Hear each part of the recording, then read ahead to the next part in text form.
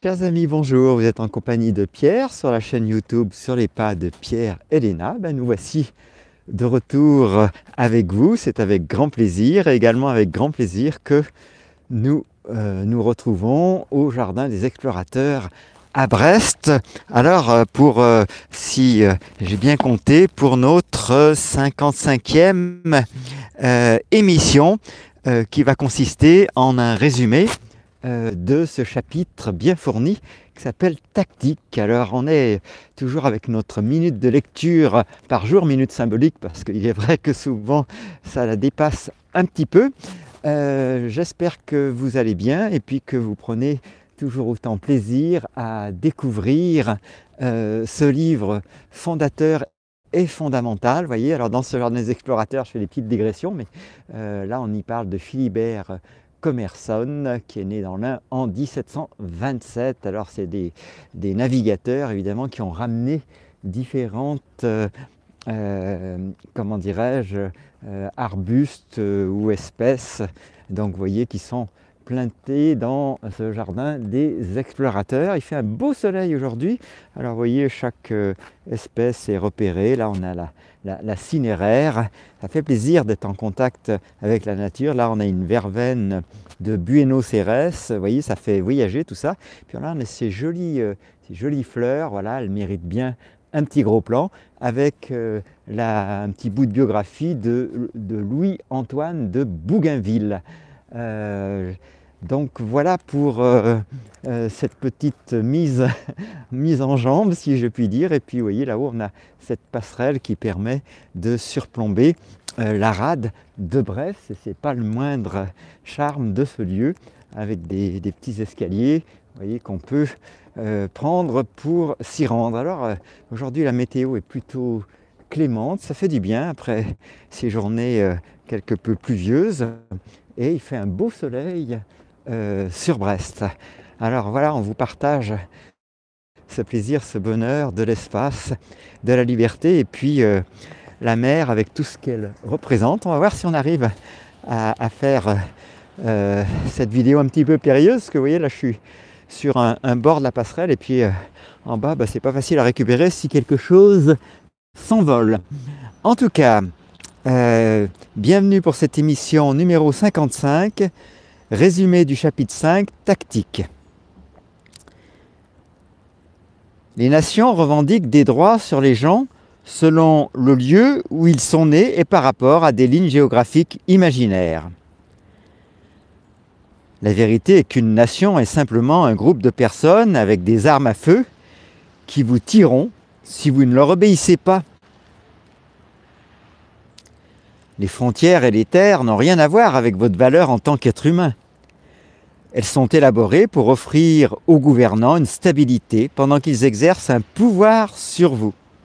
« Nous », placé entre guillemets, est le mot réquisitionné par la culture pour légitimer les frontières et les délimitations de la loi. Vous êtes obligé d'obéir à la loi sous peine de mort parce que vous faites partie du « nous » à l'intérieur d'une ligne géographique imaginaire. Ce n'est pas un nous que vous avez rejoint par choix. Ce n'est pas un nous auquel vous pouvez échapper. Votre propriété privée, votre famille et vos valeurs ne sont pas importantes à ce nous. Dans notre monde, la seule échappatoire à la tyrannie du nous est de substituer un nous à un autre en supposant que nous vous laisse le faire. Le mal voudrait vous faire croire que vous êtes assujettis à des frontières. C'est un mensonge. Après des millénaires de monarques, ceux qui n'étaient pas de sang royal, mais qui cherchaient le pouvoir, ont trouvé un moyen de s'en emparer. Les nations ont permis aux mauvais hommes de rester au contrôle de la culture et de la loi pour avoir autorité. Hitler a appelé sa version national-socialisme. Vladimir Lénine a nommé sa version communisme. Certaines sont appelées empire, d'autres théocratie et d'autres démocratie. Tout ont un dénominateur commun, la suprématie de l'État. Sous l'étendard des nations, la culture enseigne que nul n'est au-dessus de la loi. Et parce que les nations sont définies géographiquement, personne ne peut échapper à la loi. En termes plus concis, les nations enseignent que vous valez moins que la loi. La définition du mal est la destruction de la liberté. Si les gouvernements étaient ce qu'ils prétendent être, donc un choix libre, ils ne seraient pas des gouvernements. Ils seraient des institutions caritatives. Puisque le choix est détruit, la liberté est morte, et quiconque peut contrôler le gouvernement prévaut.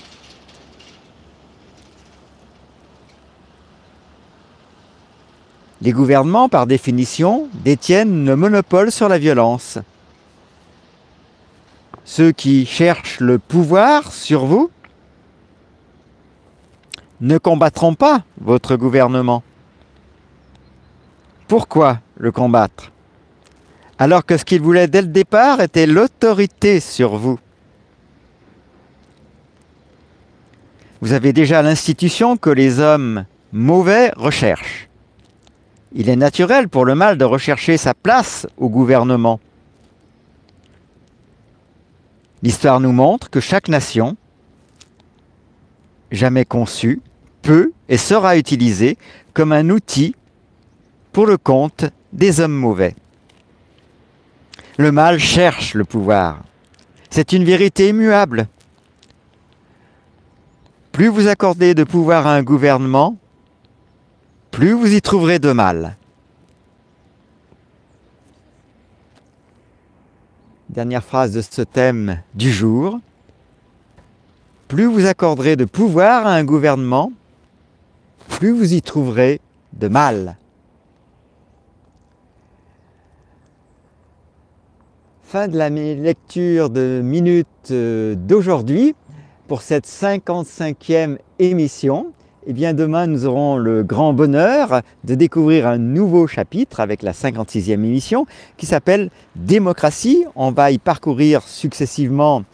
Cette fois-ci, il n'y a pas de véritable intro. Il y a directement le thème « L'esclavage usurpe la liberté ».